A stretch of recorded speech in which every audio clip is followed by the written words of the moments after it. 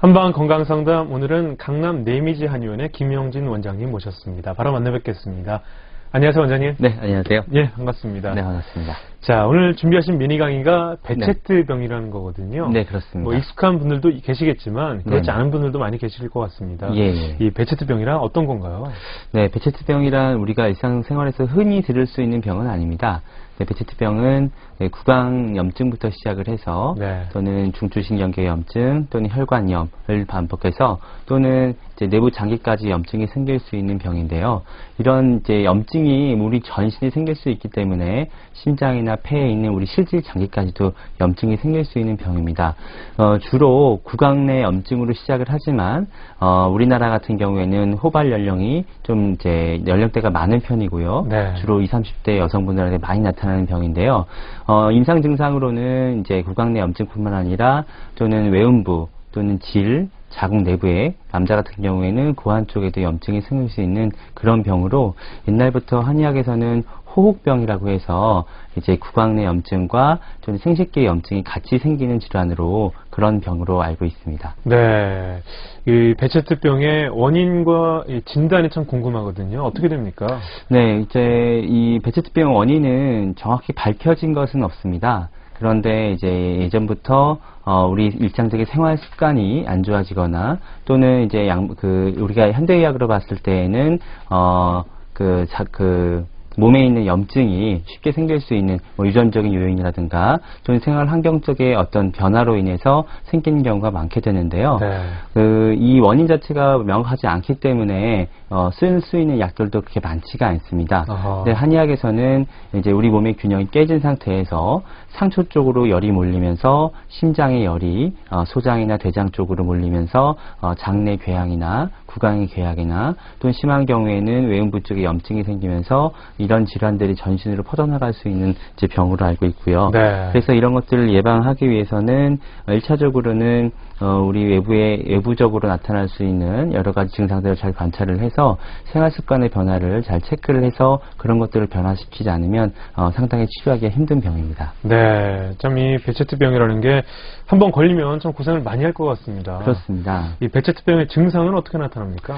대표적인 증상을 몇 가지로 나눌 수가 있겠는데요. 1차적으로는 가장 흔히 나타나는 게 구강 내 염증입니다. 네. 구강 내 염증이 나타나는 것뿐만 아니라 염증이 이제 경계가 뚜렷하게 나타나게 되고요. 또 굉장히 극심한 통증을 유발하게 됩니다. 네. 또한 구강 내 염증이 구강뿐만 아니라 인후부나 후두부까지도 이제 나타나게 되고요.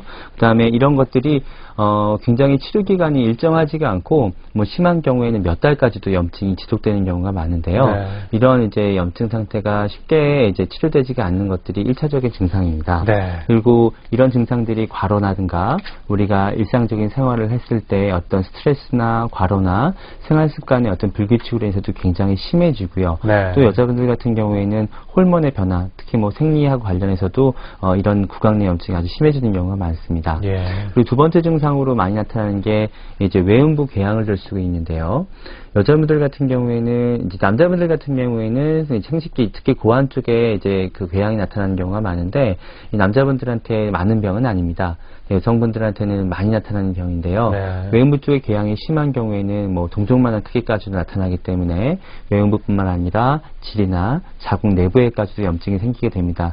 이러한 것들이 이제 염증이 생기게 되면 일상적인 생활을 하기도 굉장히 힘들고 네. 한 뭐 장시간 앉아 있는 것조차도 힘들기 때문에 일상적인 생활을 할 때도 굉장히 힘든 것뿐만 아니라 치료하기도 굉장히 어렵고요. 두 번째로 이 염증으로 인해서 여성분들의 냉이라든가 여러 가지 다른 어떤 또 염증성 질환들이 또 나타날 수가 있게 됩니다. 예. 그리고 세 번째로는 이런 어떤 눈으로 외부적으로 나타나는 증상 외에도 눈 쪽에 이제 염증이 쉽게 생기게 되는데요. 이 눈하고 피부 증상이 많이 나타나게 됩니다. 특히 이제 눈 같은 경우에는 일반적으로 포도막염이나 뭐 각막염이나 홍채염 같은 경우에 아주 가볍게는 이렇게 염증이 생기다가 네. 이런 염증이 장기간 반복이 돼서 치료를 원활히 받지 못하게 되면 백내장이나 또 녹내장으로 인해서 실명을 할 수도 있는 이제 그런 병입니다. 네. 또한 피부 증상으로는 이제 홍반을 들 수가 있는데요. 이 문제는 이런 염증이 드러나는 것뿐만 아니라 전신에 특히 무릎이라든가 하지 쪽 또는 이제 우리가 우리가 관절이 굽어지는 부분에 홍반이 나타나면서 이게 굉장히 극심한 통증을 유발을 하게 되는데요. 예. 이러한 홍반이나 염증으로 인해서 2차적인 어떤 관절 증상까지 나타나게 됩니다. 바로 네 번째가 이제 관절 증상을 들 수가 있겠는데요. 마치 류마티스 관절염과 같이 이제 관절이 뻣뻣해지고 또는 이제 열이 나거나 붓거나 또는 그 증상들이 심해지면서 아침에 뻣뻣하게 굳어지는 조조광직과 같은 그런 관절 증상도 나타나게 됩니다. 네. 더불어서 이제 실질 장기에까지 염증이 생길 수가 있기 때문에 특히 뭐 소화기 계통의 이상이나 심폐 기능의 이상으로 인해서 소화 장애도 생길 수가 있고 또는 호흡기 장애도 많이 생길 수가 있게 됩니다. 네, 이 베체트병이라는 게 참 광범위하게 인체에서 영향을 주게 되는군요. 네, 그렇습니다. 그렇다면 보통 양방 치료들을 많이 하실 것 같은데요. 네, 그렇습니다. 그 치료 방법 그리고 또 뭐 아무래도 스테로이드제 계통을 많이 좀 선호할 것 같은데 네, 어떻습니까? 그 베체트병 같은 경우에 특별한 원인이 나타나지 않기 때문에 이 염증이 아주 심한 경우에는 이제 고용량의 스테로이드를 쓰는 경우가 많습니다. 예. 하지만 이제 염증이 심하지 않을 경우에는 비스테로이드 계통의 염증약을 쓰게 되고요. 또 있는 사이클로스포린 계통의 이제 면역 억제제를 쓰기도 합니다. 네. 근데 이런 것들이 장기간 사용을 하게 되면 1차적으로 염증이 가라앉긴 하지만 그 약효가 떨어지고 나면 계속 반복해서 나타나기 때문에 어떤 약의 내성이 생기는 게 가장 큰 문제를 볼 수 있고요. 네. 특히 스테로이드를 이제 장복해서 쓰다 보면은 이 베체트병 같은 경우에 환자분들이 기혈순환이 혈액의 흐름이 원활하지 않기 때문에 이제 문페이스라고 해서 얼굴이 아주 심하게 붓고 전신에 이제 붓는 증상이 아주 심하게 나타나게 되는데요. 그리고 또 양약을 이제 드실 때 스테로이드 계통뿐만 아니라 이제 콜킨이나 사이클로스포린 같은 이제 면역 억제제를 사용하게 되는데 이런 면역 억제제를 사용함으로 인해서 외부로 나타나는 염증은 일시적으로 가라앉을 수는 있지만 몸의 다른 여러 가지 장기들의 기능이 떨어지면서 오히려 면역을 약화시키는 결과를 초래를 하게 됩니다. 네. 그래서 요즘에는 이제 한의학적인 자연치료법인 한의학적인 요법을 치료 방법을 사용을 해서 면역을 오히려 증강시켜서 좋은 효과를 보시는 분들도 많이 있습니다. 네, 결국 이 면역력을 좀 많이 키워야 할 텐데요. 네, 그렇습니다. 그렇다면 생활 속에서 어떻게 관리해야 좀 이런 베체트병에 대해서 예방하거나 할 수 있을까요? 굉장히 중요합니다. 베체트병 같은 경우에는 특히나 이제 가벼운 구강 내 염증부터 시작을 하기 때문에 특히 일상생활의 어떤 생활 패턴과 피로도라든가 스트레스로 인해서 이 염증 상태가 심해지기도 하고 깨끗이 없어지는 것 같은 그런 증상도 나타나게 되는데요. 네. 1차적으로 제일 중요한 건 이제 수면입니다. 수면을 이제 많이 취해서 우리가 하루 중에 이제 과도하게 썼던 몸의 기능들을 수면을 통해서 회복할 수 있는 시간을 가져야 되는데요. 네. 수면 시간이 가장 중요하고요. 두 번째는 음식이죠.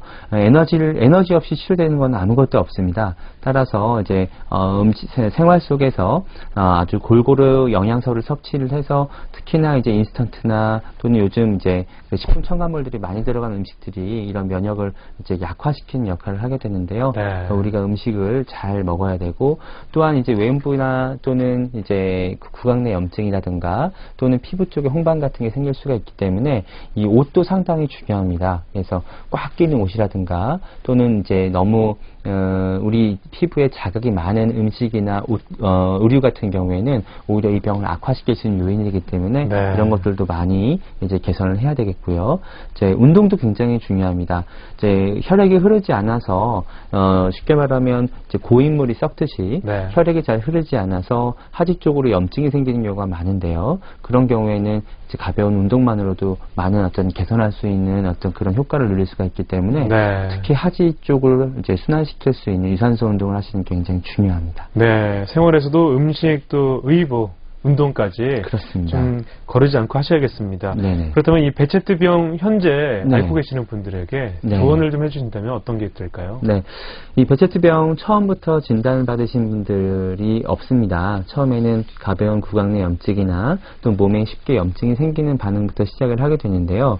이런 반응들을 이제 내 몸에 어떤 면역력이 약해진다는 어떤 사인으로 아시고 요거를 가볍게 넘기지 마시고 장기간 이런 어떤 염증 상태들이 나타났을 때에는 반드시 내가 적극적인 치료를 하겠다는 의지로 치료를 받으시면 상당히 많이 좋아지실 수 있습니다. 이 베체트병이라고 하면 보통 이제 불치병이다, 난치병이다 이렇게 생각하시는 분들이 많고 평생 약을 먹어야 된다고 생각하시는 분들이 굉장히 많은데요. 절대 그렇지 않습니다. 내 몸이 건강할 때는 반드시 염증이 생기지 않기 때문에 내 건강한 몸 상태로 되돌려 놓을 수 있는 그런 치료를 받고 내 생활 습관을 바꾸신다면 반드시 치료될 수 있는 병이기 때문에 희망을 꼭 가지시고요. 적극적인 치료를 받으시길 권해드립니다. 네. 자, 오늘 강남 내미지 한의원의 김영진 원장님과 함께 미니 강의는 베체트병에 대해서 알아봤습니다.